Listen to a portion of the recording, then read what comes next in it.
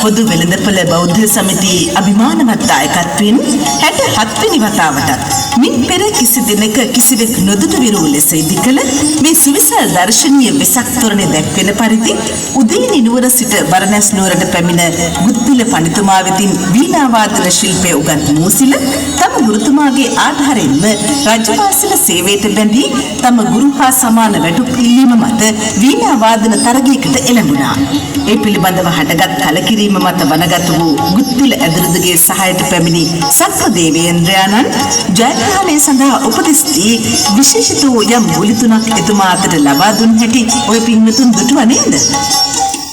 ඒ වගේම තමයි පින්වතුනි 2023 වර්ෂයේ ලංකාවේ විශාලතම තොරණ ලෙසත් 2024 ලෝකයේ මෙතෙක් ඉදි වූ තොරණ අතරින් උසින් හා පළලින් මෙන්ම විදුලි පුබුළු සංඛ්‍යාවෙන් වැඩිම තොරණ ලෙස ගිනස් වාර්තා පොතේ ලියවුණු මේ දර්ශනීය වෙසක් තොරණේ මේවර සිදුවන්නට යන්නේ ඔබේ ජීවිත කාලය තුල මින් පෙර කිසි දිනක නොදුටු ආශ්චර්යජනක සිදුවීමක්. මෙතෙක් වේලා සදහවත් සිතින් පසු වූ ඔබ සුපින්වත් නෙත් යොමු කරන්න දැන් පින්වතුනි ඔය 13 වෙනි රූපරාමුව දෙසට.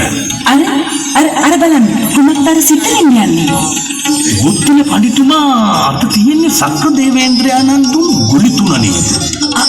අන්න එතුමාය වීසි කරනු ලැබුවා උඩුකුවනට. අර මොකද මේ සිද්ධ වෙන්නේ? මේ බලන්න තොරණේ දෙපස තියෙන මනරම් වීණා දෙකේ තත් දෙනවා. පුදුමයක්. මහා පුදුමයක්. ඇත්තමයි. කොහොමද හිතාගන්නේ වෙසක් තොරණක මේ වගේ දේවල් සිදු වෙනවා කියලා?